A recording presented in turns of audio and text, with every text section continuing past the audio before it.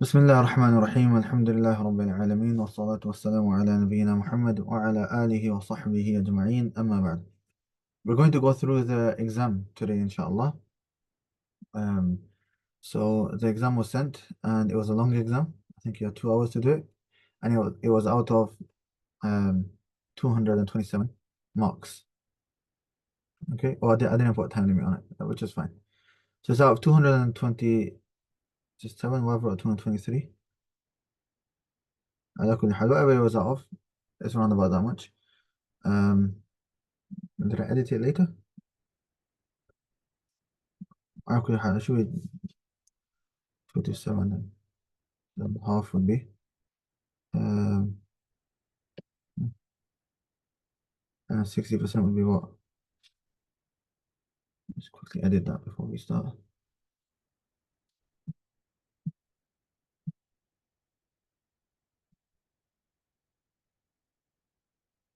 100.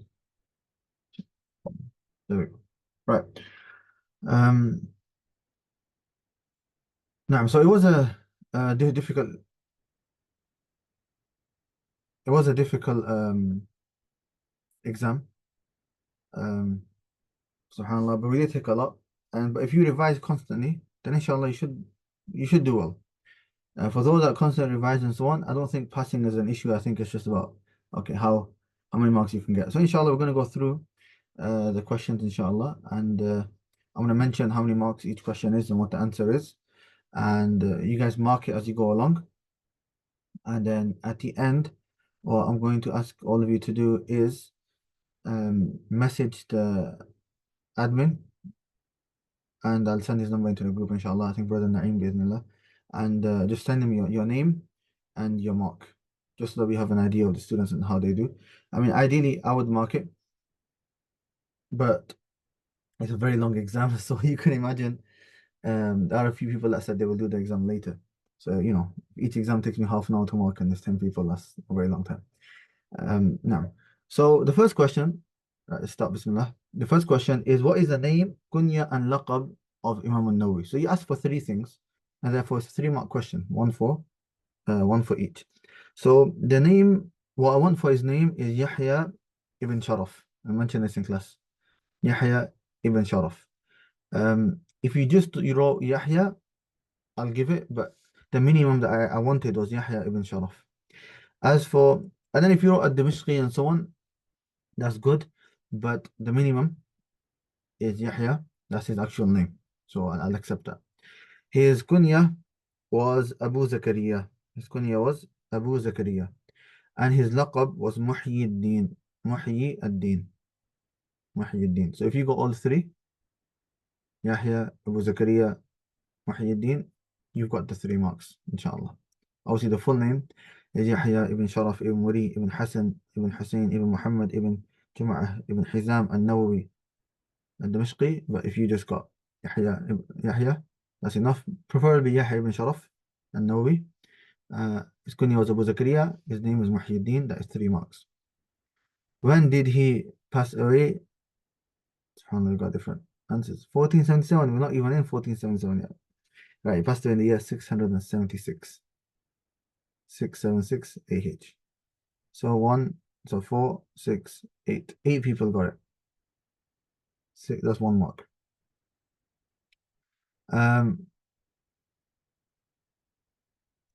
The story that links to the hadith, whoever gets something good, is where there was a old man going past, and he saw that the kids were playing, but Imam Nawawi was reading and so on. So therefore, and he saw the not only the zeal to learn, but also the intelligence of Imam Nawawi rahimahullah.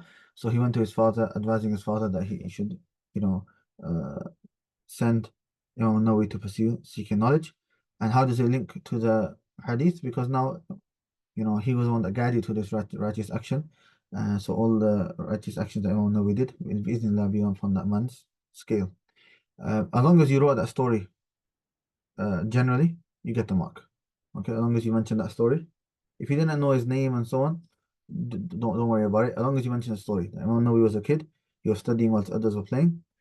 So he went to his father and advised him to, to make Imam Nawawi seek knowledge, that's fine. You can have the 1 mark, inshallah. That's 1 mark.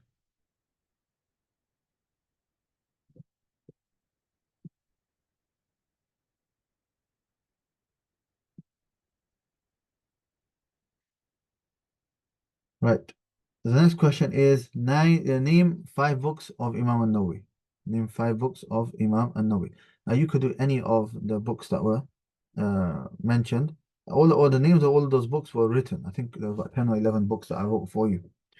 Um, so any of those 5, right? Maybe the most famous ones are, generally for a person would be obviously this book, 40 Hadith Imam Nawawi. You have Riyadh al-Salihin, Riyadh al-Salihin. You have a book called Al-Adhkar. You have his explanation of Sahih Muslim, and you have a book in etiquettes which is known as At-Tibyan fi Adabi Hamalat al-Quran. So those are probably the most famous 5. But I'll read out the list of the possible 11. So any of these 11, if you got 5 of them, then you got 5 marks. So one is easy marks. So 1 mark for each book. Okay. So either Al-Minhaj Sharh Sahih Muslim Ibn Hajjaj, the explanation of, if you just wrote explanation of Sahih Muslim, that's okay. Al-Adhkar, Riyadh al-Salihin, At-Taqarib, and Al-Arba'een. So these are the 5 in Hadith. And I've summarized the names. I don't expect the whole name for all of them. If you have, that's very good. Some in fiqh would be Rawdat al-Talibin, Minhaj al-Talibin, and Al-Majmu'. Majmu' is another very famous one. Some other books, Tahdhib Asma' wal-Lughat, At-Tahrir fi Alfaz al-Tanbih, and At-Tibyan fi Adabi Hamalat al-Quran. So any 5 of them, bi'idhnillah, you can have the marks. Prove that he had the Aqeedah of Ahlul Sunnah. So 2 main points. I know we mentioned 3, but if you even summarize it into 2, that's fine, which is that firstly he later retracted, and secondly he did not have the methodology of Ahlul Bid'ah. And the third point is therefore we would consider those places where he erred as mistakes. It doesn't make him so he's a Sunni who has made mistakes. That's it. So as long as you mentioned, that's 3 points. You mentioned 2 of these, it's fine. You get two marks.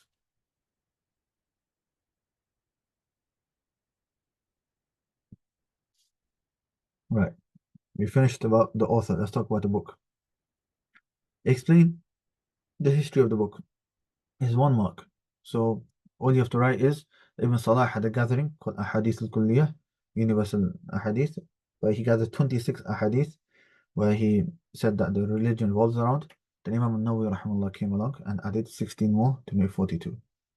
And then if you wanted to add, Ibn Rajab came after that and added 8 more, that's fine as well. So in simple terms, if you just, even if you wrote this, Ibn Salah the 26, the Imam Nawawi added 16 to make 42, that's fine. Somebody wrote Ibn Hajar added 8. No, it's Ibn Rajab, not Ibn Hajar. Ibn Rajab. Okay, but that's extra. The Ibn Rajab point is extra. It's not. I wanted the history of this book. I mean, if you had Ibn Hajar, that's fine as well. But it was only 1 mark. So Ibn Salah 26 plus Imam Nawawi is 16. That's 42. That's 1 mark. Mention a benefit from the history of the book. So the main benefits would be that firstly, we benefit from the works of the ulama before us, and we can build on that. That's why the ulama say, Kam taraka al-awwal al-akhir. How much have the previous scholars left for the later scholars? Meaning, the later scholars can come and there's a lot of work that can still be done, whether it's summarizing, adding, not adding something completely new, but in terms of works for people to study and benefit from, there's a lot that can be done. But the main benefit, which is that Imam Nawawi rahimahullah, even though he took these 26 from Ibn Salah, he still attributed it and he told everyone that he took it from Ibn Salah, shows his sincerity. And it also shows that from the barakah of knowledge is that you attribute the benefit back to the person who said it.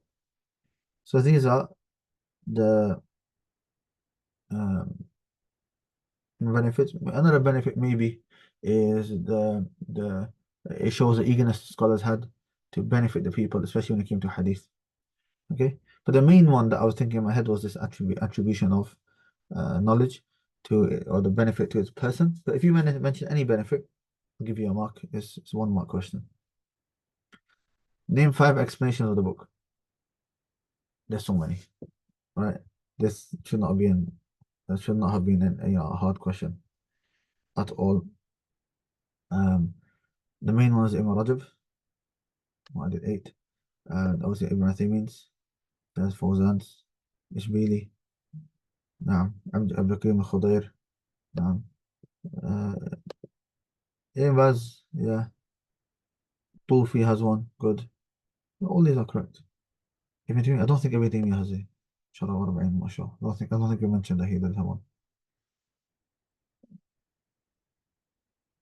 Shaykh Nasir Qasim does have one, but it's not printed. It's more like tafriq, so I wouldn't really accept that. It's yeah. It's not like a published actual book. how did Abdullah Mubarak who came before Imam Nawawi explained it? لا Imam ده لا لا Sheikh Abbad got a very good sharh. Yeah, let me show you some of the shuruhat. I'm actually at home, so yeah, Sheikh Abbad sharh very small. It's actually very good for beginners. I would recommend it for beginners, and some nice fawaid as well. Okay. You have a bit more detailed. Sheikh Salih al-Sheikh, he has one. Okay. Sheikh Salih al-Sheikh, which is called, it is called Sharh al-Arba'een Nawawiyyah. You have Sheikh Fawzan's Al-Minhat al-Rabbaniyya, it's called. Yeah, and there's more as well. So, على كل حال, okay, what are the ones that we have? So you mentioned Sheikh Fawzan's, Ibn Uthaymeen, Sheikh Abdul Karim al-Khudair, Ibn Rajab, Ibn Daqiq al-Eid, Al-Ishbili, Sheikh Al-Abbad, Sheikh Salih al-Sheikh, um, Jamal Abu Yusuf, that's the one, that's one of the ones I'm using as well. Al-Tufi. So these are the ones that I wanted you guys to write. So these were 5, so you get 5 marks for that. Which is the one that a beginner should start off with? Yes, Imam Nawawi has his own sharh as well now. Imam Nawawi has his own sharh as well. Which one should a beginner start off with?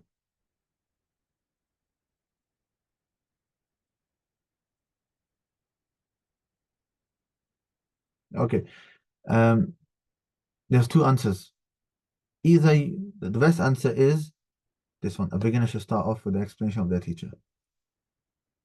So when you're studying the book, which explanation do you use? You don't need any other explanation. You stick to what your teacher said, and that's it. You solidify what your teacher says. After that, you can add others. But the second answer, I will accept that generally if somebody wanted to read is Ibn Uthaymeen's or Sheikh Fawzan's or even Sheikh Al-Abbad. But the main answer, I'll accept it, I'll give you the mark. But the actual answer that I wanted was this one. A beginner should start with the explanation of their teacher. Actually, in fact, I'll give you 1 mark if you wrote this. If you wrote Sheikh Fawzan or somebody else, I'll give you half a mark. Because it's correct, yeah, they have easy explanation than others. But first time studying the book, you stick to your teacher. You stick to your teacher. You don't need to read extra. You guys can just see, alhamdulillah, the depth we're going into. You don't need to read anything else right now. Later on, yeah, you can read and you can add, and that's not a problem. Right now, you just stick to what I'm saying, and that's more than enough for you guys right now. Okay, next one. Um, question number.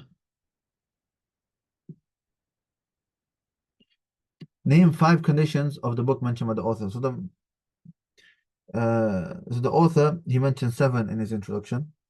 Sorry, which one?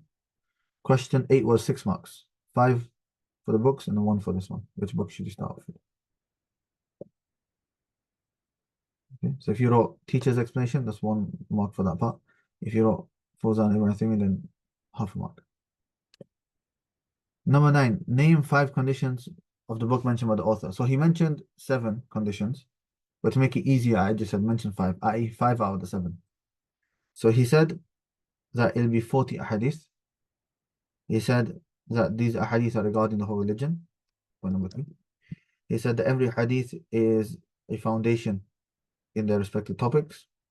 He said that they are all authentic. He said the majority are in Bukhari and Muslim. He removed the isnad, and that after explaining the whole book, he will explain some of the hard words that I mentioned. He will explain some of the hard words which are mentioned. So um, those are seven. If you put five out of those seven, then you get 5 marks. So it's out of 5 marks.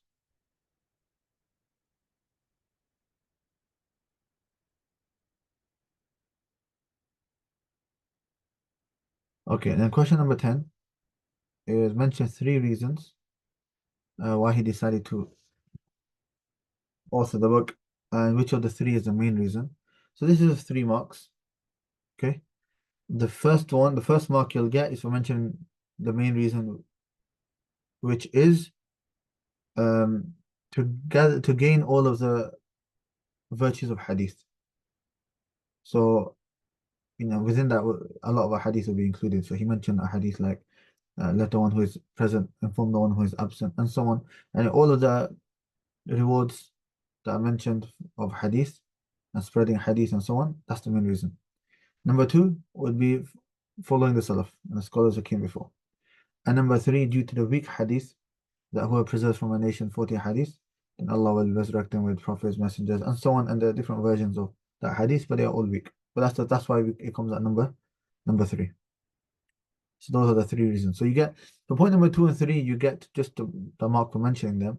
But point number 1, you only get the mark if you mention that's the main reason, because that's part of the question.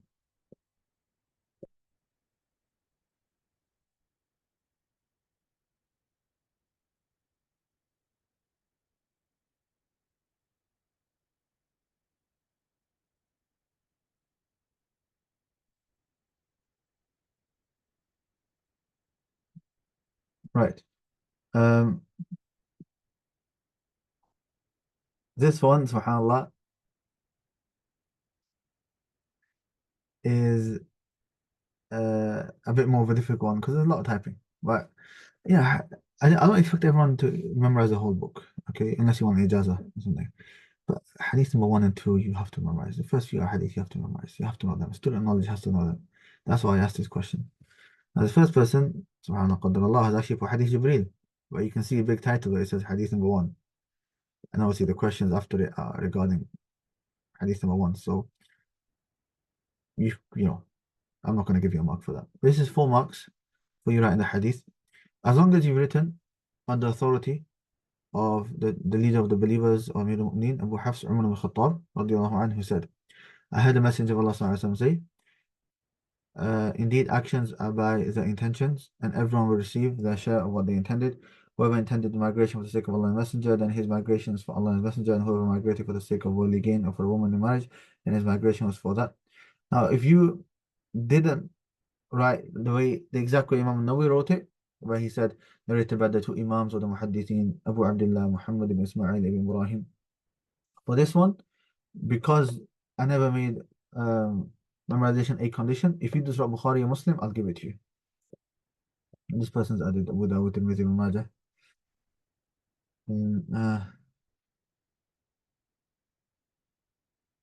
خلاص, I'll give you the mark, but just writing Bukhari and Muslim is sufficient. So as long as you've written something along the lines of this, it's fine. If a word here and there is different, but the meaning is still the same, that's fine. Okay. Um, but if you've messed up, but you've missed out a sentence or something that you've missed out the reference, or you've changed the reference, then obviously you lose a mark. How do you access our answers? You should have got a copy of your answer in your email. No?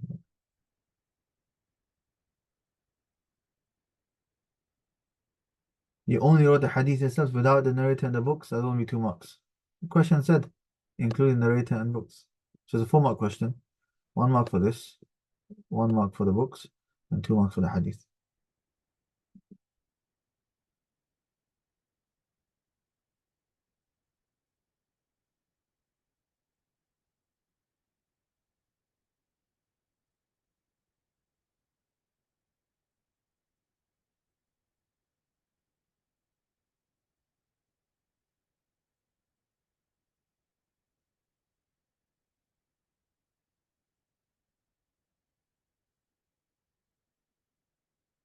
So marks for question 11, 4 marks, one for the narrator, two for the hadith, and one for the book, i.e. Bukhari and Muslim.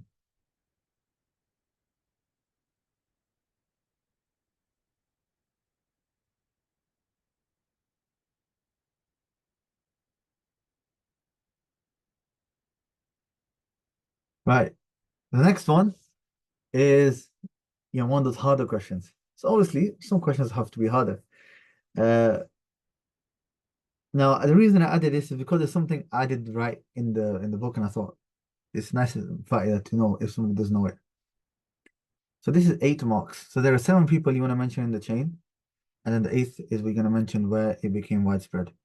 So the names that you want is the Prophet ﷺ. Then you want Umar radiallahu anh. If you missed out the Prophet ﷺ, you just start with Umar, I'll give you the extra mark for the Prophet, because it's understood. I'll give you the extra mark. After Umar, you want Alqamah, then Yahya ibn Sa'id al-Ansari, then Sufyan ibn Uyaynah, Al-Humaydi, Al-Bukhari. Okay. Prophet ﷺ, Umar, Alqamah, Yahya ibn Sa'id al-Ansari, uh, Sufyan ibn Uyaynah, Al-Humaydi, Imam al-Bukhari. So they are the 7 people. And the fourth person, which is Prophet ﷺ, and then Umar, Alqamah, then Yahya ibn Sa'id. Yahya ibn Sa'id is where the hadith became famous or widespread. So Yahya ibn Sa'id. So you got 7 marks for the 7 people. And then the 8th mark is for mentioning Yahya ibn Sa'id is where it became famous. If you wrote a few names, I'll give you 1 mark for each name. If you mentioned all of the names but not in order, I'll give you 6 marks out of 7. If you mention all 7 names but not in order, I'll give you 6 marks.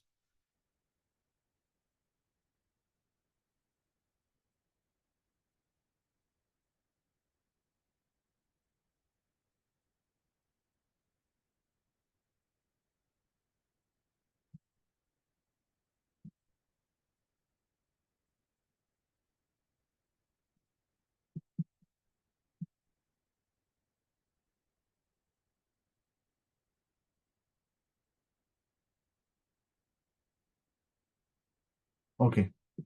Now we're on question number 13. Mention one statement of the scholars regarding this hadith. Um, to be honest, most of you, I expected just to write Imam Shafi'i, his statement. This hadith is the third of religion, and he enters into 70 chapters of fiqh, which is fine. MashaAllah, some of you wrote Imam Ahmad's statement, which is good as well. Was that you, Riyadh? Yeah, everyone else did Imam Shafi'i's. So that is 1 mark. That is 1 mark. Okay. Question number 14. What was the sabab? You stuck to Imam Shafi'i, right? Who did Imam Ahmad one? I can have a look later, but question 14 is what's the sabab al-wurud for this hadith? Now this I put 2 marks. 1 mark is to mention the story of Muhajir Qais. The man migrated to marry Qais. But the second mark is to mention that it's not connected to this hadith. It happened, but it's not connected to the hadith. To get 2 marks. MashaAllah, you did it. Allah Barak.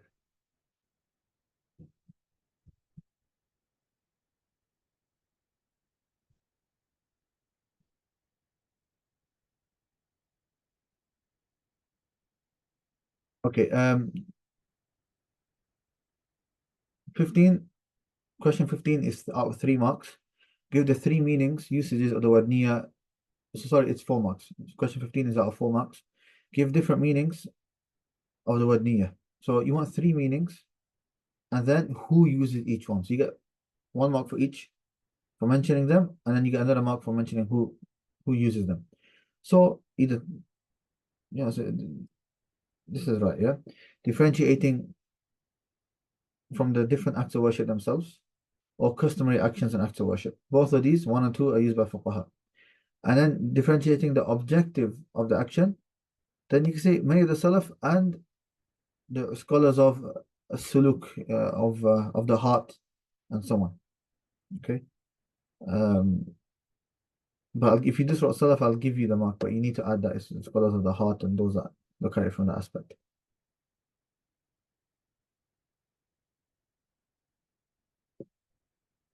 So these are the three usages I was looking at. Somebody wrote linguistic and technical. I'm not going to give you that because I was looking at usages. Books of Tazkiyah is fine. Get them on for that.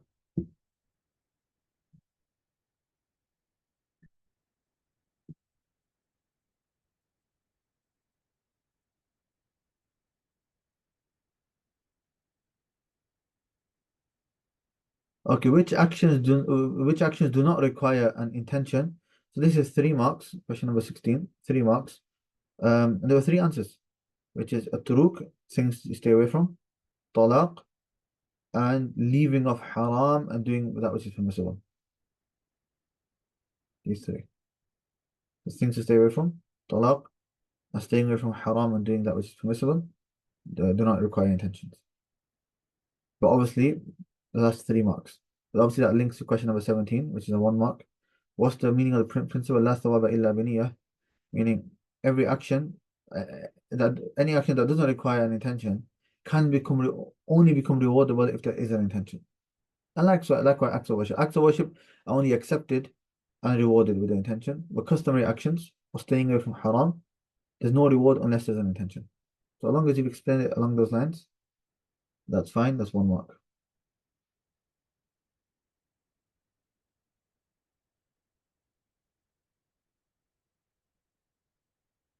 Intention corrects action. For number 17, no. No. That's not what's intended by this principle. There is no reward except with an intention.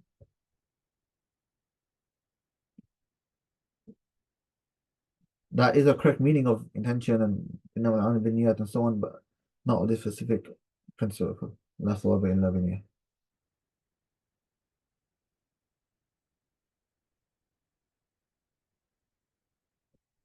You put whatever your intention is what you receive. No, I wouldn't give you that mark. No, it's not proper explanation.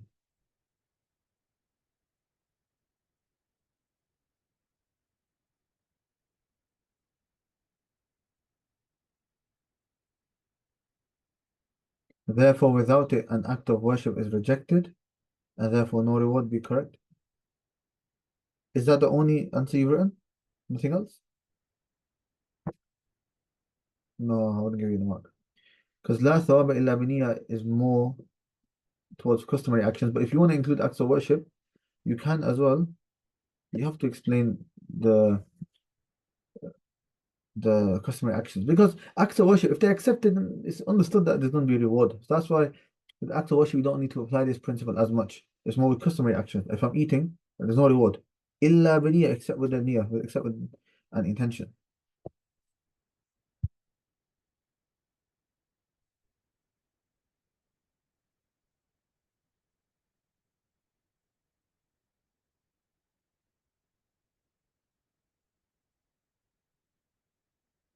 Okay. Question 18. What's the difference between niyyah hukmiyah and haqiqiyah? Um, so you want to write that niyyah haqiqiyah is the true intention which is made at the time of doing the action, or niyyah hukmiyah is what takes the ruling of the intention. And then if you give an example, like you make an intention for wudu, but then you start thinking about something else and you start your salah, that's fine because even though just as you're about to pray, you weren't thinking about salah. Uh, it takes you've taken the ruling that you have made the intention because you just made it just before. That's fine.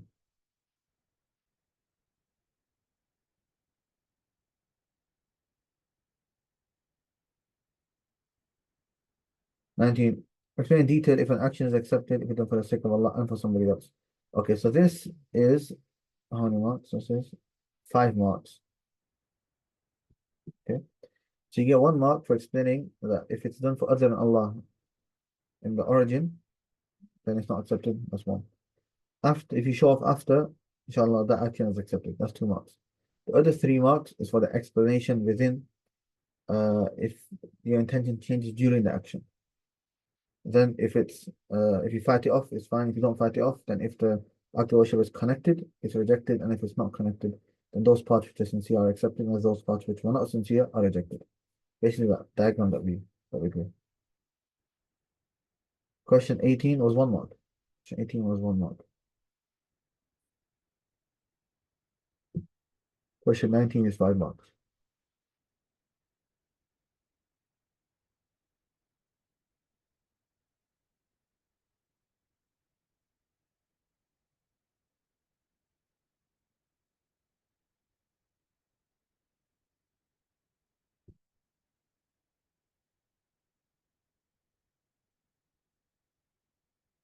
Right. Question number 20 is a bit of a difficult question. That's why it's 4 marks. Okay. If the word action is referring to legislative actions, i.e., acts of worship and so on, then the meaning of the sentence is that the correctness or acceptance of the action is only by the intention. I.e., if the act of worship is accepted or not is depending on the intention. That's your first 2 marks. Mentioning if a'mal means legislative actions, that's 1 mark. And then the meaning of the sentence, therefore, verily or indeed, the acceptance of an action is by the intention, that's 2 marks. The third mark would be the other meaning of a'mal, which is all actions.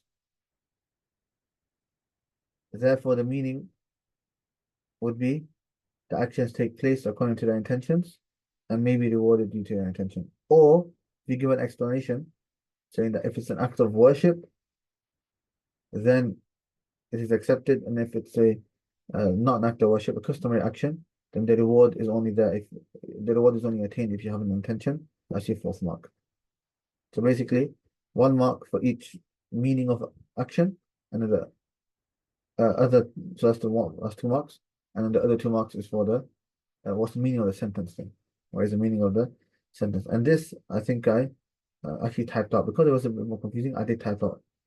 I'm looking at the thing now. It's page 130 and 31.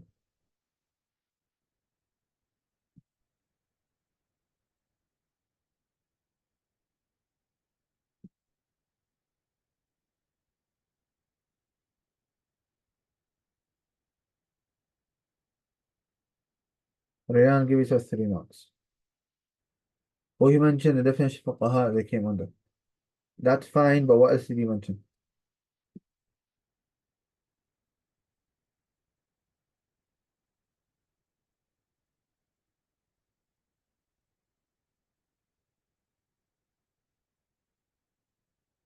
But yes, you're right. This part does connect with the fuqaha and what the differentiate between acts of worship themselves and acts of worship and customary actions.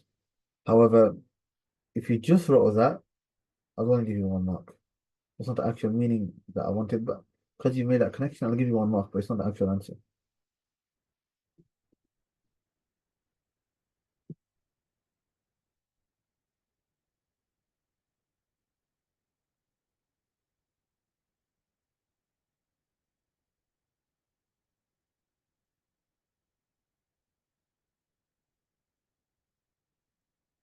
Right, question 21.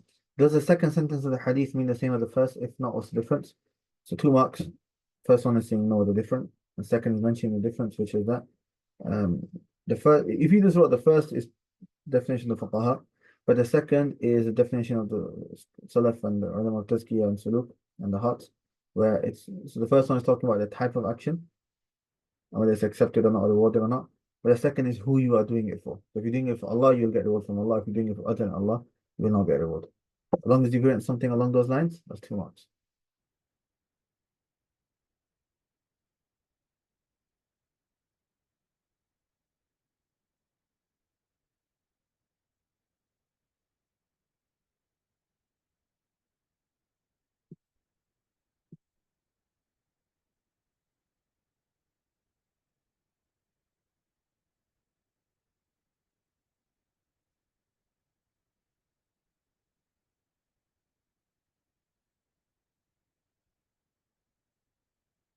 Yeah. So if you can have that mark, that's fine.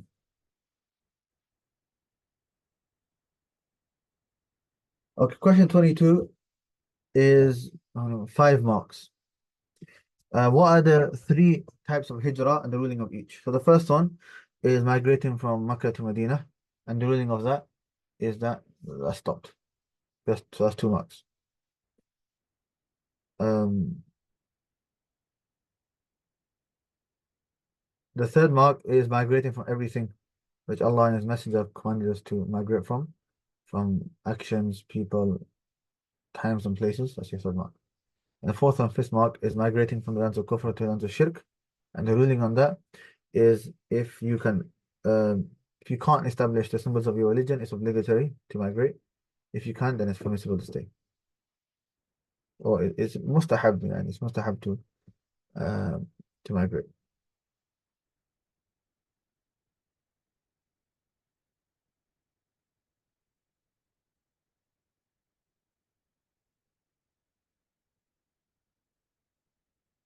I'll give you the marker, yeah, I'll give you the marker.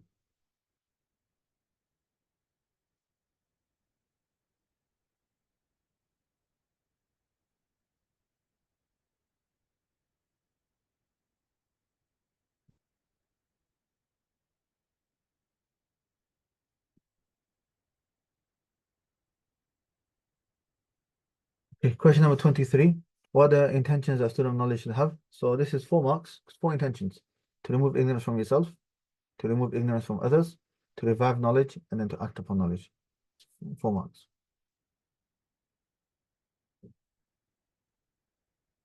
Remove ignorance from yourself, remove ignorance from others, revive knowledge or give life to knowledge, and act upon the knowledge.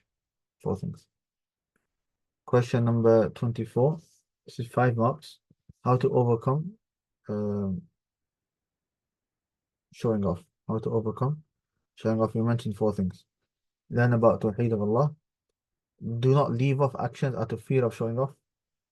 Make dua to Allah, hide your actions, and remind yourself of the hereafter. Remind yourself of the hereafter. So these 5 marks.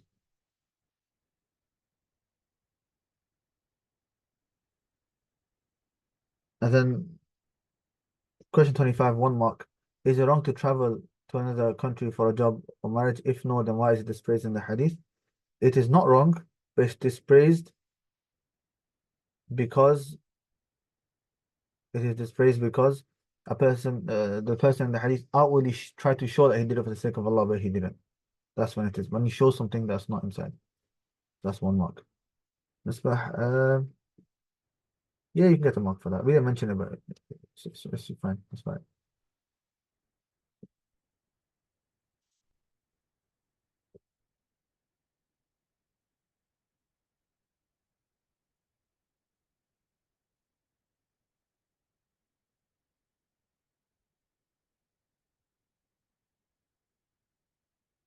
No, no, I wouldn't give you the mark for that, Sophie, because you explained this. Yes, from one aspect is that somebody just does it for the uh, sake of marriage or someone. It's permissible, but there's no reward. But to have a good intention is for a reward. But it's dispraised in the hadith. Why is it dispraised? It's not dispraised if you just travel just for marriage or something. You know how many people do that? They get married, one person is in north of UK, one in south, and they travel. And so it's dispraised because outwardly, I give you the example, right? Let's say somebody gets a good job in Mecca. He's going for the job, or he's going for the money. Then he turns around and people ask, he says, "Oh no, no, I'm going and get to be near the Kaaba or Masjid al-Haram." And he goes there and he doesn't never praise there and so on. It shows that this person, what he was saying wasn't the actual reason in his heart, and that's what was dispraiseworthy. Okay, alhamdulillah, with that we have finished hadith number uh, we have finished hadith number 1. Now we're on hadith number 2. Okay, I'm just looking now. Are we even halfway through? How many questions did I put? I put 75 questions. Oh, we're only on 25. It's good, it's good. Right. Hadith number 2. Mention 2 names of this hadith. So either called Hadith Jibreel or Sunnah. Or Sunnah. That's two marks. Is this hadith also the first hadith in Sahih Bukhari? The answer is no. It's the first hadith in Sahih Muslim. The first hadith in Ma'alim bin Niyat was the first hadith in Bukhari. It's a bit of a trick question. Okay. Um, Summarize the sabab at-tahadith for this hadith. So this is 2 marks. As long as you wrote that two men from Basra came and they found Ibn Umar and they asked him a question regarding people who denied al-Qadr, and Ibn Umar declared them to be kuffar because they're denying a pillar of Iman. And then he mentioned Hadith Jibreel as a dalil. That's your 2 marks. Anything along those lines.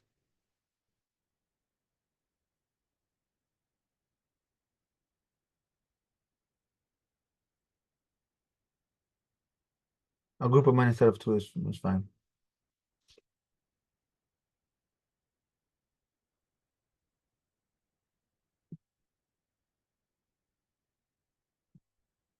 Question 29. Why were those characteristics in the beginning of Hadith Jibreel mentioned regarding Jibreel? Like his, you know, white clothes, black hair, there's no signs of um, travel, and so on. Um, so if you wrote anything along the lines, which is to confuse the Sahaba, or show the oddness of Jibreel, and so on, that's fine. Quite simple question. 1 mark. Mention one benefit regarding the statement of the Prophet ﷺ. It shows there's many benefits. 1 mark. Any benefit you wrote is fine. Shows how the Prophet wanted to benefit people. Showed the eagerness of the Sahaba to learn. We talked about the issue of it's permissible to sit with people of knowledge and benefit from them as long as you don't waste their time. So if you wrote any of those, that's fine. That was 1 mark. 31. Did Jibreel place his hands on his own thighs or the thighs of the Prophet ﷺ, mentioning a proof? Um, if you just wrote, right, he placed his hands on the thighs of the Prophet ﷺ, that's 1 mark. The second mark, if you just said, due to this being mentioned in other narrations, I would have given you the mark. Even if you didn't mention the exact narration in the book, as long as you've indicated that you know there's other narrations, that's fine.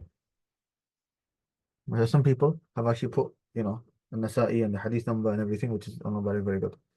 But as long as you said other narrations, that's fine. Because at least it shows to me that you know that we're not taking this rule from our intellect, we're taking it from our hadith. I'm happy with that. What are the levels of the religion? Easy question. Islam, Iman, Ihsan. 1 mark. Which is the highest and which has the most people in it? So 2 answers for the 1 mark. Highest um, is Ihsan, and most people on the level of Islam. Okay, 1 mark. That's 1 mark. Easy questions. You can't say I didn't give you any easy questions. Right, question 34. What's the meaning of Islam? Islam is to surrender to Allah with Tawheed, to submit to Him with obedience, and to stay away from shirk and His people. That's 1 mark. You should know that. We took in Surah that and others.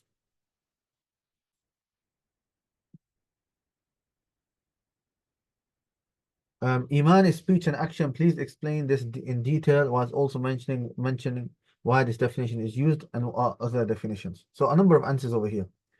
So Iman is speech of the. So the explanation that one is minimum for the explanation is that Iman is speech and action, i.e., speech of the heart and tongue, and action of the tongue and limbs. Speech of the heart and tongue, and actions of the tongue and limbs. If you give examples as well, that's good, but that's the minimum that I wanted. Okay, so that would have been um, that's 2 marks for you to explain that. Then you have a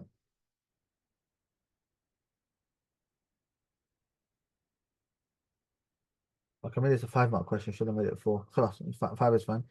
Um, then why is this used? Because speech and action is from the symbols of Ahl Sunnah. Speech and action is from the symbols of Ahl Sunnah. That's another mark. And what are other definitions? The fourth definition is so Shaykh al-Islam adds actions of the tongue, but that is already included in the limbs, so we don't need to mention it. And some ulama have split it into 3 and said it's belief in the heart, speech upon the tongue, actions upon the limbs. That's all your 5 marks. So it's quite a detailed question. It's quite a detailed question.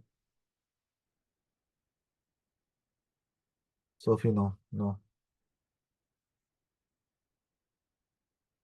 Go back to your notes regarding definition of Iman. He said that many of the Salaf, they defined Iman to be qawlun wa amal, speech and action. Right? Speech of the heart and tongue and actions of the tongue and limbs. Why? Because that's from the symbols of Ahlul Sunnah. That's why they define it like that. But other definitions, some make it into 5 parts, like Shaykh al-Islam who added actions of the tongue, but that is included in the tongue is a limb, so there's no need to add that. And some ulama make it into three, saying it's belief in the heart, action upon the tongue, statement upon the tongue, action upon the limbs. That's fine, inshallah. So that's 5 marks in total. 2 marks for giving the correct explanation, the third mark for giving the reason, and the fourth and fifth are the two other definitions the ulama have given. So Shaykh al-Islam's 5 parts, and the other ulama who have given 3 parts. If you mention everything except that speech and action from the symbols of Ahlul Sunnah, you got 4 marks. 4 out of 5. Rayan, yeah, I'll give you the mark because you got it. A bit summarized, but I'll give it to you.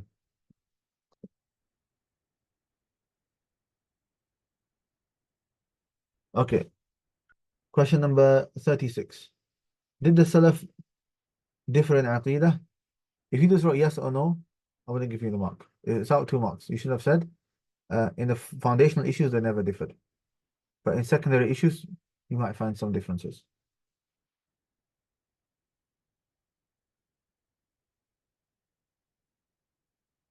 Um, so that was 2 marks. 37. What factors increase Iman more in an action? Explain in detail. So as long as you mention the quality of the action, which means ikhlas and mutaba'ah, the type of action, which means obligatory over recommended, and then the amount, that's your 3 marks.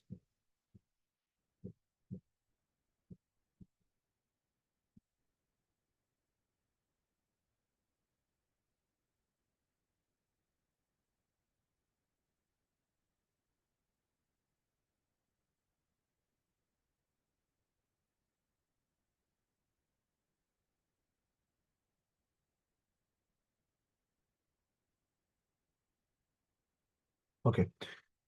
Question number 38 is 4 marks. Mention 4 righteous actions that increase your iman more than others. In class, I think you mentioned 5. So now I'm only asking for 4. Okay. So one is seeking knowledge. The other one is pondering over the creation of Allah. Having patience and fighting the soul. And giving da'wah. And being truthful with yourself. As long as you put 4, that's fine. Question number 39, 3 marks. If a believer commits a sin, then his heart should be in a state of one of 3 things. Either he should hate the sin, have fear of Allah's punishment, or hope that Allah will forgive him. Okay, hate, fear, hope. Um, these are the 3 answers, and that's the 3 mark question.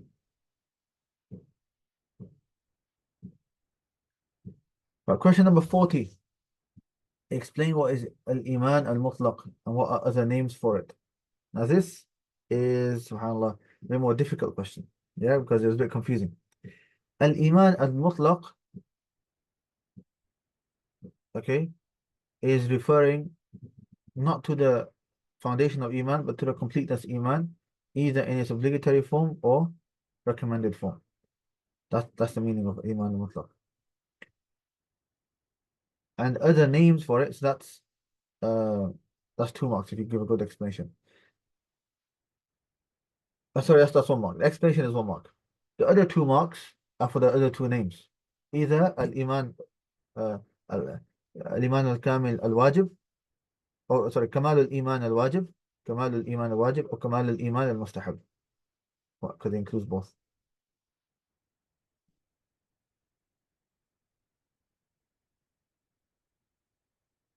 Yeah, Riyadh, I'll give you that. That's fine. That's 3 marks.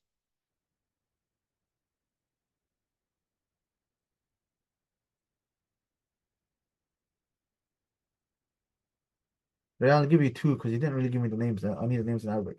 I'll give you 2 out of 3. Are you allowed to say, I'm a believer, inshallah? Um, again, you say you are allowed to say yes, inshallah. You're allowed to say, I'm a believer, inshallah, if your intent is completeness of Iman. Iman al-Mutlaq, whether obligatory or recommended. But it's not permissible if you mean the foundation of Iman. And it's 2 marks.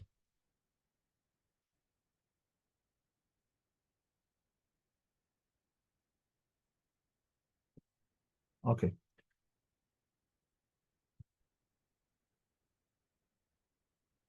Sophie, that's fine.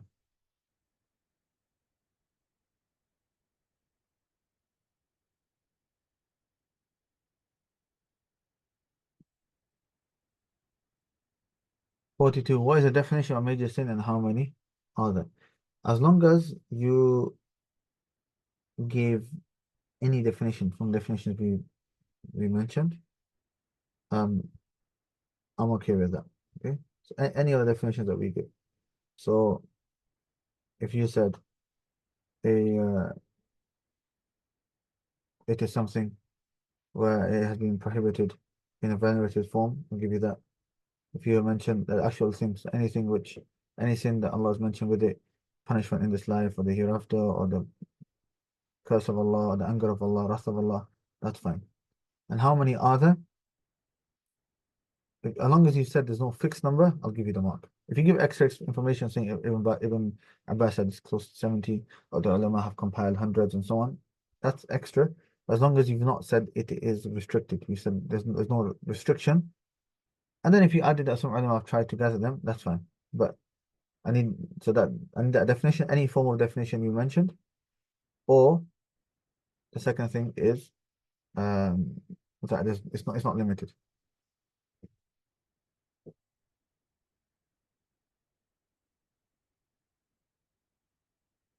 What is the belief of Ahl Sunnah regarding uh, major sins?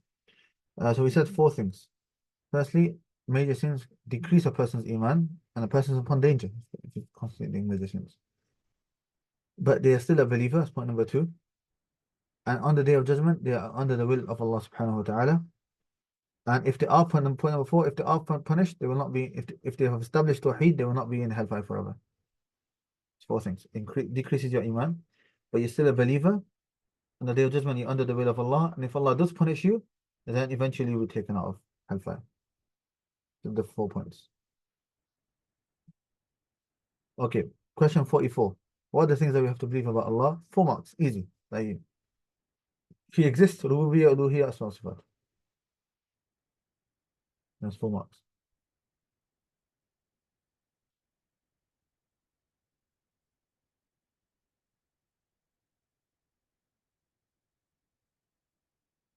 Okay.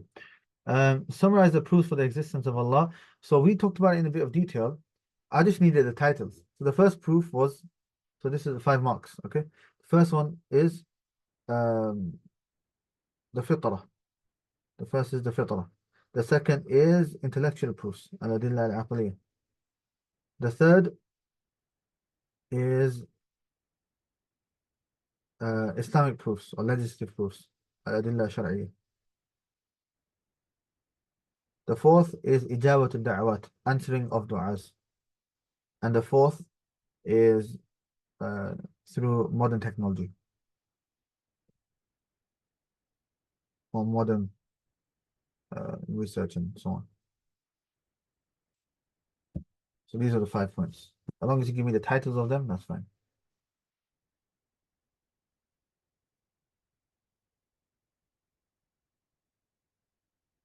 Question 46, easy. What's the definition of Tawheed Islamically? To single Allah in His worship, that's uluhiyyah. And Tawheed generally, to single Allah is that which is exclusive to Him from His Lordship, worship, and in His attributes. That's fine.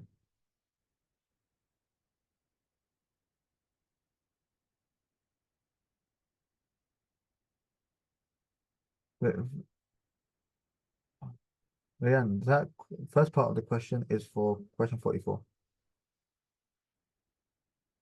And for this question, instead of modern technology, you put sensory. What do you mean by sensory? Not sure what that means.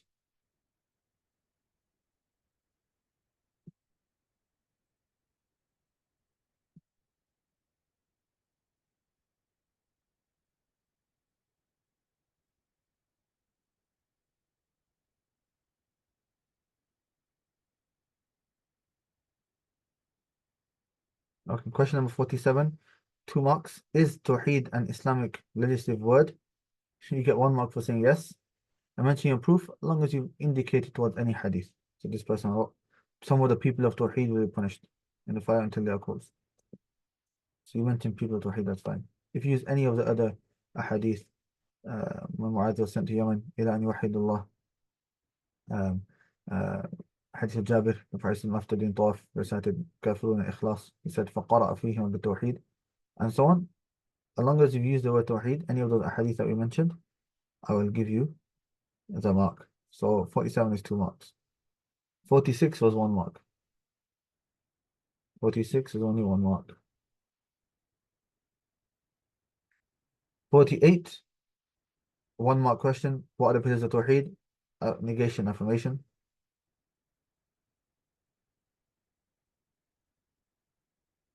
49, mention just 5 marks. Mention 5 principles regarding the division of Tawheed. Firstly, it's ijtihadi. Secondly, the Salaf did it. Thirdly, it differs depending on which angle you're looking at it from. Fourthly, there are evidences for each of those points. And number 5, those people that oppose the splitting do it themselves. These are the 5 marks. Ijtihadi, Salaf did it.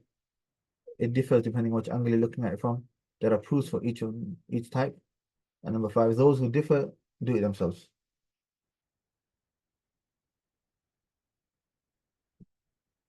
And question number 50, what are the 3 types of Tawheed and the definitions? I mean, if that's Salaf, you wrote ulama preceded us, that's fine. Question 50 is 4 marks. What are the 3 types of Tawheed and the definitions? So 1 mark mentioning the types, and the other mark is each of the types, and then 1 mark for the definitions. So this seems okay. That's a translation. No, that's a translation. I can't. I'll give you 3 marks, but I can't give you the mark for the definition.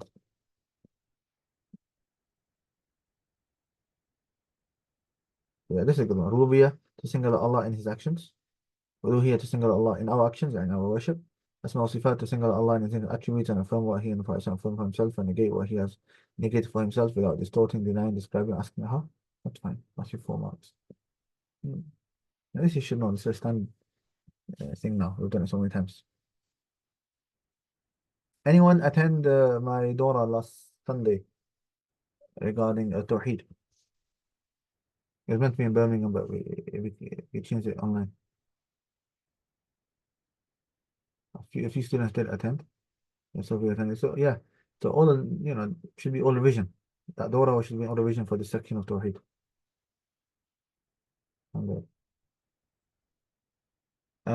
Mention 5 virtues of Tawheed. So we mentioned so many. Let's mention 5. So as long as you've written, we've been created for it. There's tranquility and safety in this life. You gain intercession of the Prophet. Righteous deeds are only accepted with Tawheed. You enter Jannah with Tawheed. Removal of sins. You gain intercession of the Prophet Sallallahu Alaihi Wasallam. Any of the virtues of Tawheed, as long as you mention 5, it is fine.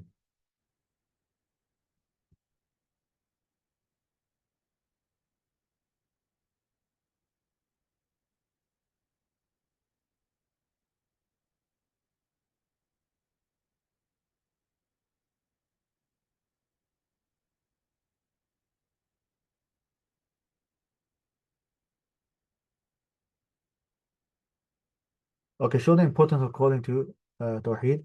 This is 5 marks. So I think when I explained it, I mentioned 6 points, but you just need to mention 5. Okay, so I'll read out the 6 points. As long as you put 5 out of the 6, you get the 5 marks. First is that it's the path of the prophets and their followers. Number 2, the companions were sent to teach Tawheed. Number 3, it was the first thing they were commanded to teach. So the difference between 2 and 3 is that not only were they sent to do it with an objective, the third point is saying the Prophet told them, make sure that's the first thing, showing that it's the most important. Number 4, all the hadiths regarding the rewards of Tawheed. And number 5 is that, look, if you look at the greatest surahs and passages in the Quran, it's about Tawheed. It's Ikhlas, Ayatul Kursi, Surah Al-Fatiha, and so on. So it shows that that is the best knowledge to busy yourselves with. And number 6 is what the people need the most. So people need the most, and that's why they made the most, grave mistakes. So any of those 5 points is fine. Number 53, what are the 4 things we need to acknowledge when affirming the rububiyyah of Allah subhanahu wa ta'ala? So this is a bit of a difficult question, but there are 4 marks. The first is Allah is self-sufficient and does not need of anyone. Um, number two is that it's unrestricted. There's no restriction to what you can do. Number three is that it's perfection. And number four, independent. Allah is independent.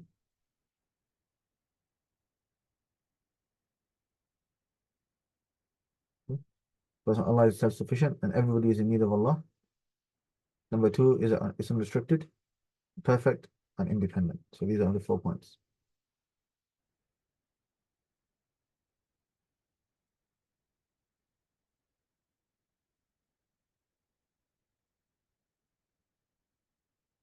Right. Then we have Tawheed al-Uluhiyyah. Give me other names of Tawheed al-Uluhiyyah. So I put 3 marks. You could put any of the following. You could say either it's called Tawheed al-Uluhiyyah or Tawheed al-Ibadah or Tawheed al-Iradah or Tawheed al-Qasd wal-Talab or Tawheed al-Amali. Tawheed al-Amali. So this is 3 marks. Any of the 3 names will be fine. Tawheed al-Uluhiyyah, Tawheed al-Ibadah, Tawheed al-Iradah, Tawheed al-Qasd wal-Talab or Tawheed al-Amali. 54 is a 1 mark question, only because it's quite easy. What's the history of shirk? Is that there was no shirk in the time of Adam alayhi salam until the time of Nuh alayhi salam, and when pious people of Nuh passed away, people made idols and pictures of them so that they can be motivated when they see them to worship Allah. And slowly, when that goal was forgotten, they diverted the shirk toward them.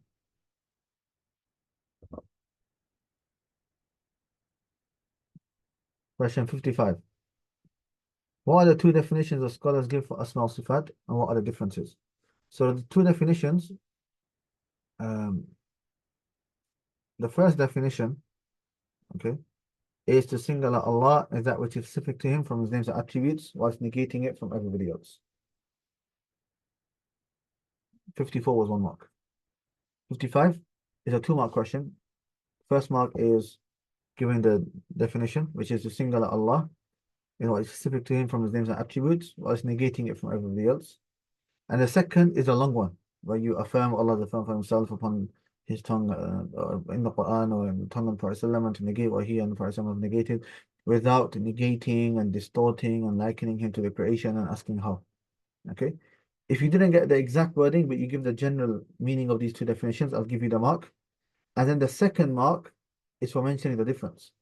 The second mark is for mentioning the difference. This is the main part of the question. That's why I'm not, if you got the first part not exactly correct, the definitions, I'm okay with it. The main part is the second, which is the first definition is defining the reality of Asma al-Sifat, and the second definition is telling us how to do it, how to affirm the names and how to negate the names of Allah subhanahu wa ta'ala, which is without doing those 4 things. Without doing those 4 things.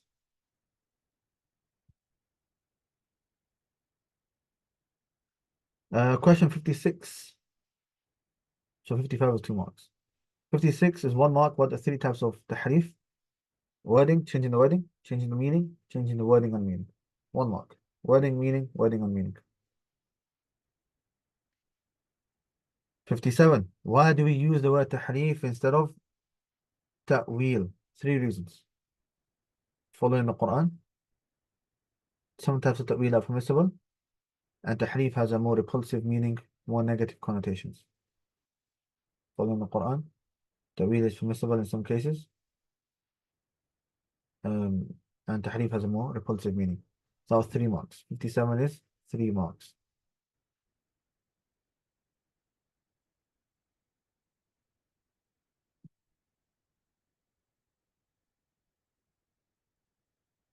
Right.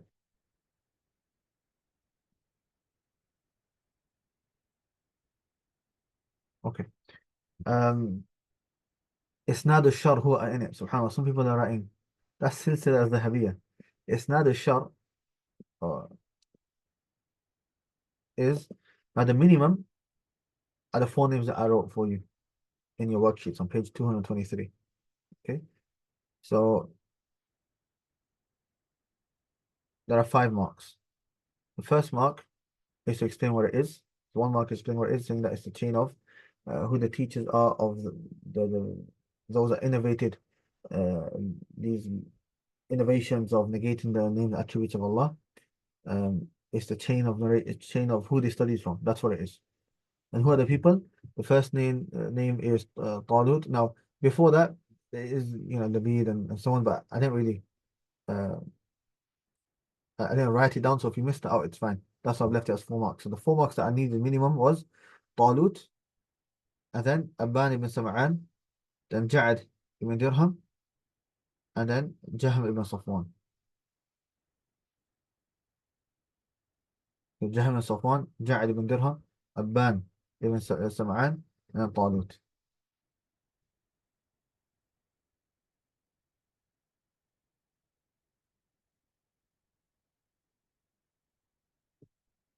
Okay.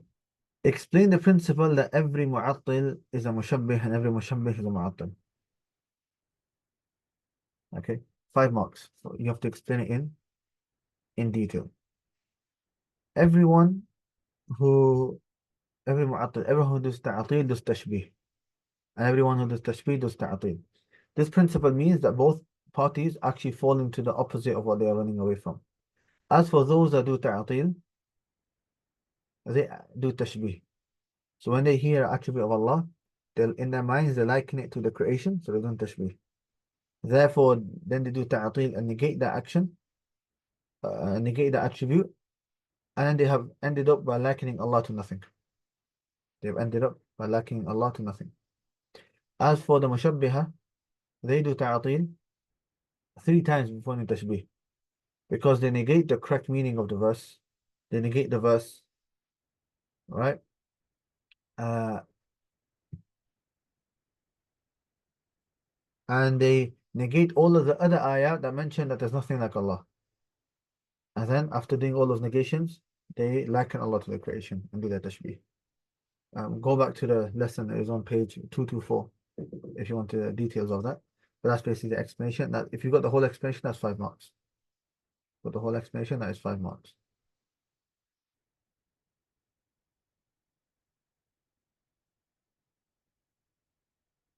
Question number 60, which is 1 mark. What are the 3 ways of knowing the how of something? Either you've seen it, seen something similar, or a reliable source of information tells you its reality. Yeah, just like that. That's only 1 mark. Easy question.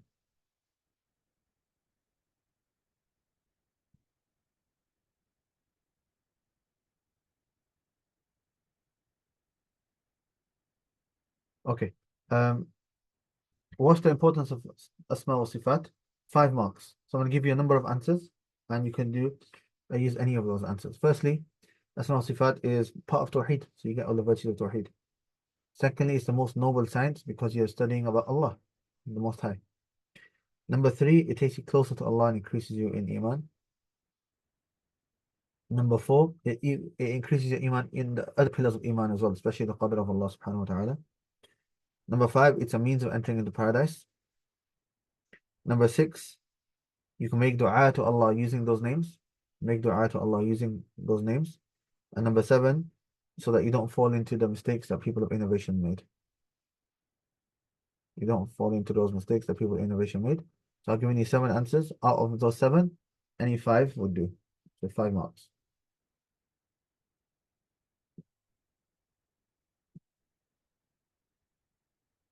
Question 62.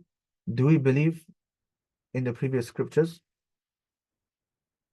Um, so the 2 marks is basically, firstly, you give a general answer saying that, yes, we believe that Allah subhanahu wa ta'ala sent to the messengers books. However, we believe that they have been distorted. So therefore, the scholars have the following explanation. If it agrees with our Sharia, we accept it. If it goes against the Sharia, we reject it. And if our Sharia is quiet about it, then we remain silent about it as well. That's the answer I wanted. So 1 mark for giving a general answer that, yeah, we believe that they are from Allah and so on, but they've been distorted. The second mark is explaining the 3 levels. That if it agrees with the Sharia, we agree with it. If it goes against the Sharia, we reject it. If the Sharia has been quiet about it, then we remain quiet about it as well.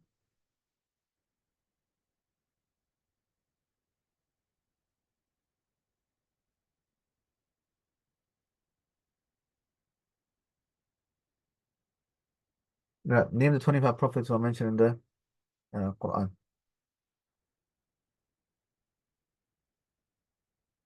Yes, it is obligatory to believe in the previous scriptures. Yeah, yeah, I'll give you a mark for that because it is obligatory to believe in them. Okay, so generally we say yes, we believe in them, but then that's why you add part of the explanation, but they've been distorted.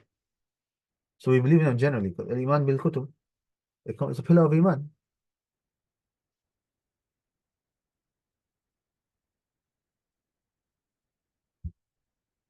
Okay. That one was 2 marks, 2 marks. So question 62 was 2 marks. One for mentioning the general answer, the other for mentioning the three.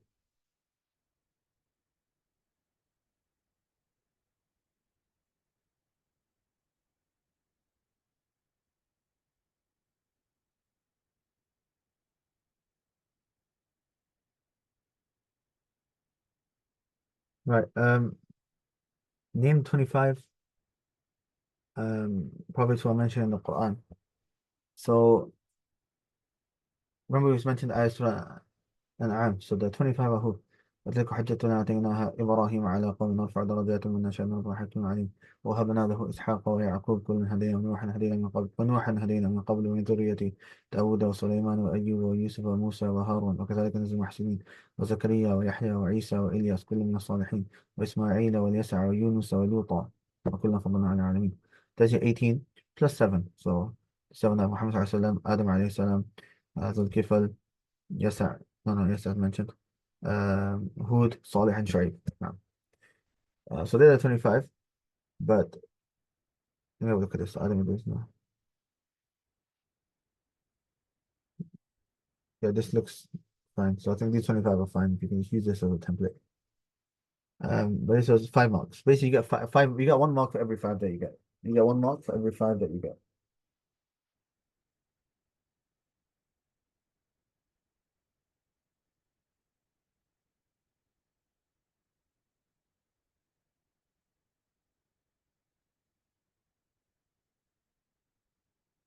Right, 64. Summarize the life of the Prophet ﷺ. Um, so obviously, we went through the life. So it's 10 marks. Because it's only 10 marks, right? Mashallah, some of you are doing very good summaries. Later on, inshallah, I'll have a read myself, bismillah, inshallah. Um, but the minimum I would want is at least for you to cover his whole life. I mentioned at least 10 things that have happened, at least 10 things. Okay. So if there are a few points here that you missed out, but you mentioned 10 points in total, and you've covered the life. So you started from when he was born, then the Meccan period, and him being a prophet, and then Medina, or sorry, before prophet, the Meccan period, and the Medina period. I'll give you the 10 marks, inshallah. So I'll leave it to you guys to mark them with me. So something like this would be fine. One year elephant, went for 2 years, the mother passed away. Then went to Abu Talib, married Khadija 25, 40 received revelation, 3 years secret da'wah, and then public da'wah. Okay, could have maybe added a bit more, like what Hamza and Umar accepted Islam, and then 10th year when his uncle and wife passed away, and then night journey, but it's fine. I was Hijrah, Battle Badr, no, sorry, Uhud and Badr, Uhud and Badr. And then trenches, the person passed away after 11 years. 1, 2, 3, 4, 5, 6, 7, 8, 9, 10, 11, 12. Yeah, I'll give it 10 marks. I'm not gonna be too strict on this question. Okay, I just wanted a summary. So don't worry about it. As long as you've covered the whole life and you mentioned 10 points at least, even if you missed a few points here and there, I'll give you the 10 marks.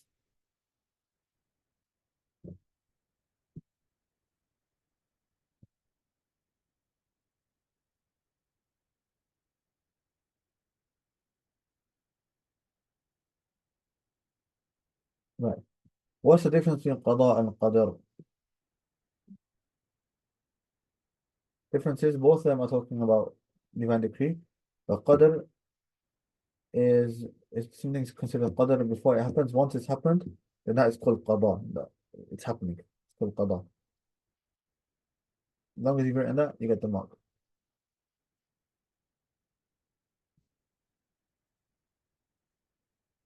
66. What are the three types of text regarding al-qadar? That which is regarding Allah, which is the four. levels.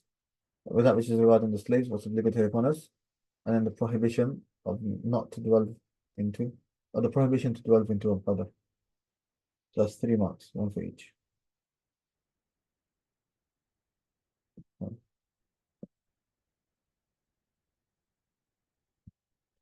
Next one, 7 is 1 mark.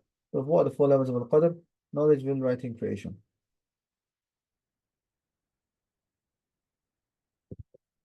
Um, what are 2 types of will and what are the differences between them? So this is 4 marks. You get 2 marks for mentioning the names of the two, and then at least and other 2 marks are for mentioning at least 2 differences. So as long as you've written irada kawniyah, universal irada, and irada shar'iyya, Islamic irada, Islamic will, legislative will, that's your 2 marks. And then the difference is, you can write like irada kawniyah will always take place. Irada shar'iyya may take place, may not. Irada kawniyah, irada shar'iyya, Allah wants it, intends it for itself. Irada kawniyah, Allah intends it due to external factors. Okay, so if you've written something like that, that's your 4 marks.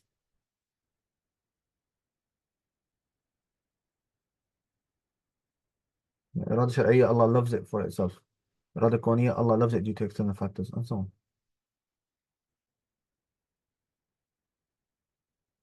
That's 4 marks. 69, 3 marks. If things become difficult regarding Al-Qadr, then what are the 3 principles you should remember? Allah is unknowledgeable, all wise, and all just. These 3 marks.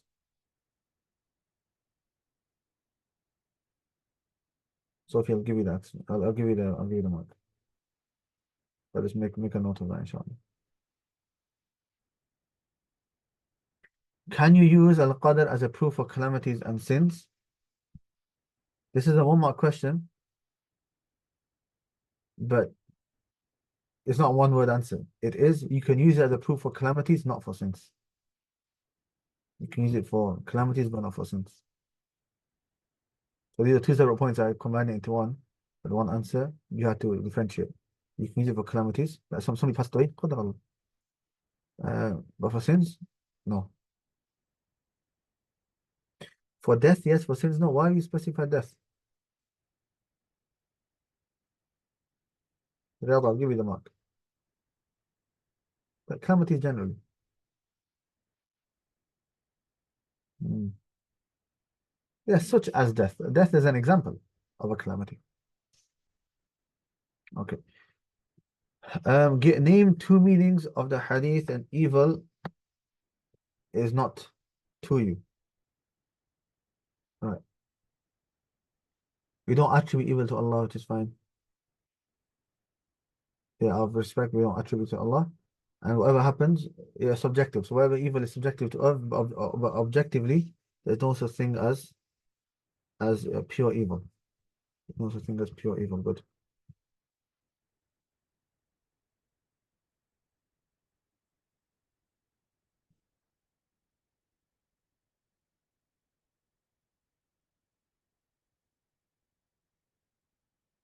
I think we mentioned 5 meanings. I'll read out the 5 meanings. Any of the 2 would suffice for this one, for 72. 2 marks. We can't get close to you with evil, O Allah. We don't attribute evil to you by itself. Evil is not raised up to Allah, not accepted by Him. Out of respect, we don't attribute it to Allah. But evil is subjective. Objectively, there's no such thing as evil. Any of the 2 answers will do. Any of the 2 answers will do. What are the pillars of ihsan in detail and its types? So this is a 5 mark question. Basically, there's 1 pillar of ihsan, but that 1 pillar is of 2 levels. The high level is you seeing Allah, the maqam mushahada, and the lower level is Allah seeing you, the maqam muraqaba, observation or supervision. That's 2 marks. The other 3 are the types of ihsan. Ihsan with you and the creator, you and the creation, you and yourself. That's your 5 marks. So the 2 levels of the 1 pillar, you seeing Allah, Allah seeing you, that's 2 marks. Then ihsan with you and the creator, 1 mark. You and the creation, another mark. You and yourself, and the fifth mark.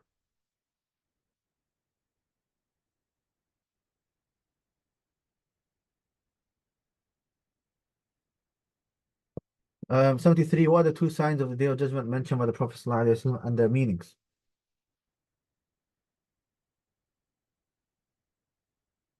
Rayyan, you get 2 marks.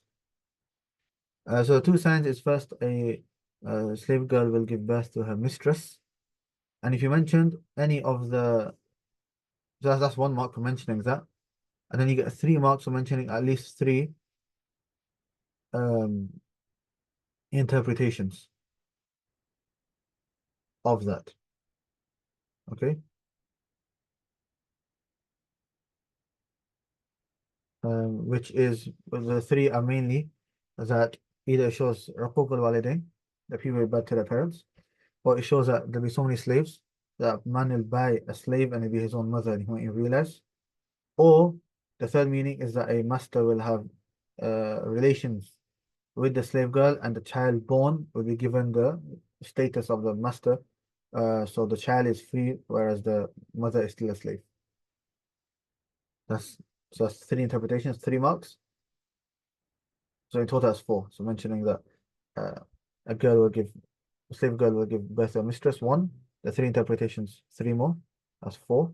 And then the fifth is, and you will see um, uh, barefoot naked shepherds competing one another in building lofty and beautiful buildings. That's your 5 marks. Can we say Allah and His Messenger know best? So this is 3 marks.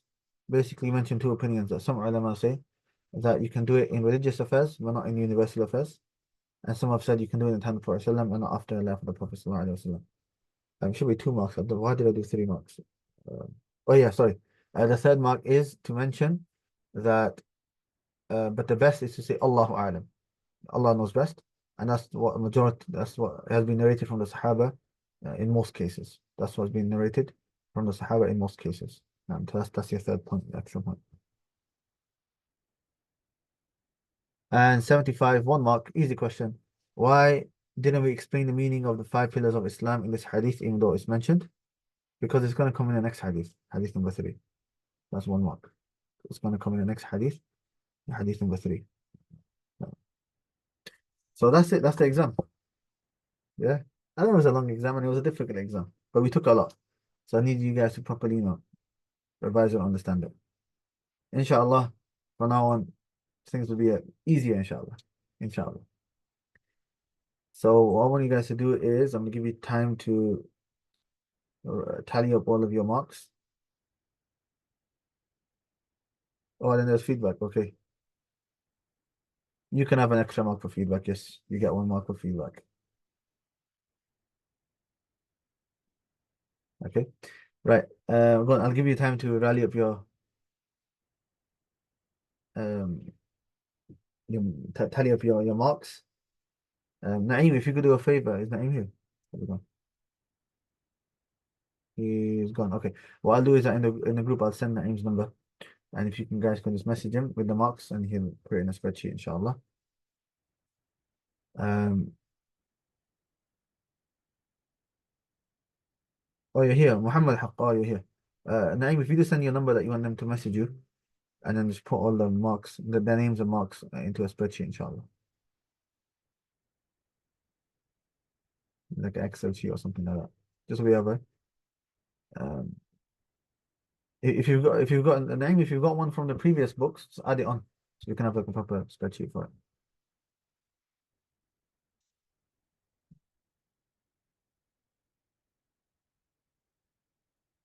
42 is 2 marks.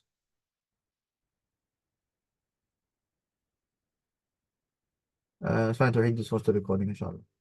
Plus he sent the number 07856450370. 07856450370.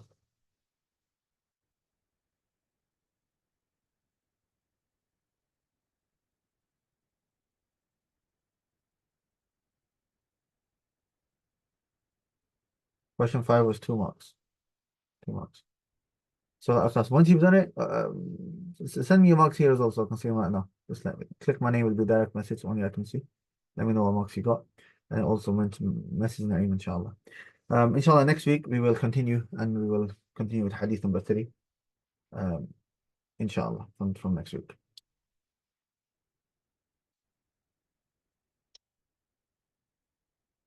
So next Sunday, we will continue.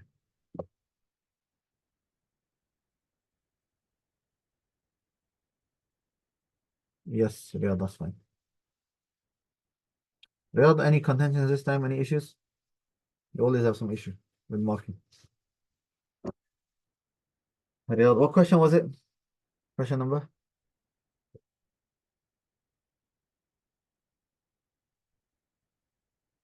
It was 3 marks. So yeah, you got 3 marks. Now, so how did everyone do? Send me your marks now, so I have an idea. And then send it Naeem as well on WhatsApp so that you can have a look properly later.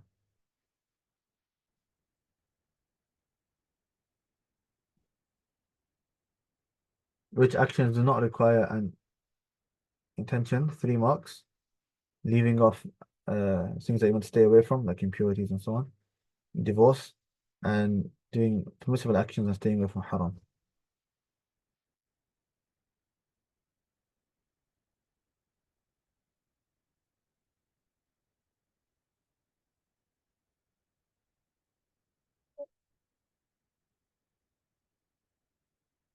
No, Riyadh, you stop the definitions around.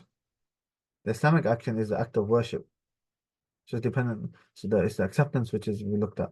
There's a customary action. We're not looking at acceptance, we're looking at reward. You sort them two around. I'll give you 3 marks. I'll give you 3 out of 4. Yeah, I'll upload it. So there's this new issue I can't stream, but I've recorded it. I will upload it soon, inshallah, and add it to a playlist.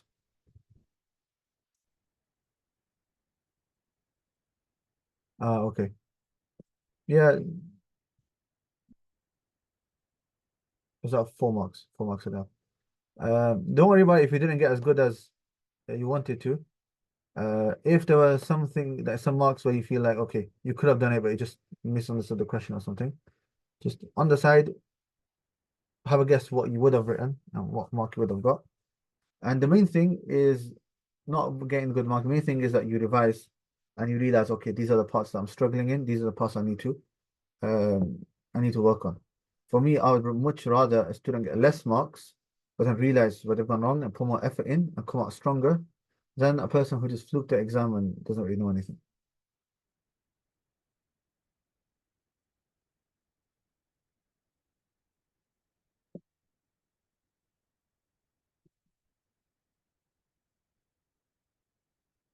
After complete the end of this book, will we have a huge exam covering everything? I don't know. Let's see. Let's just do a few hadith at a time, and then a huge exam with everything. That'll be something. Huh?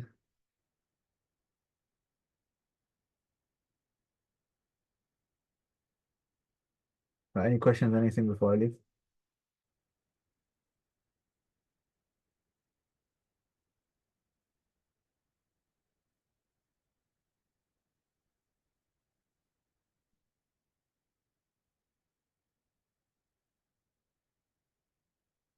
Okay, then inshallah, I'll stop right here, and I'll see you guys next week, inshallah. Or I might even see some of you at the talk at Asr time. Bismillah. Jazakallah khair for the hard work you guys are putting in doing the exam. It's not easy. It's not an easy exam.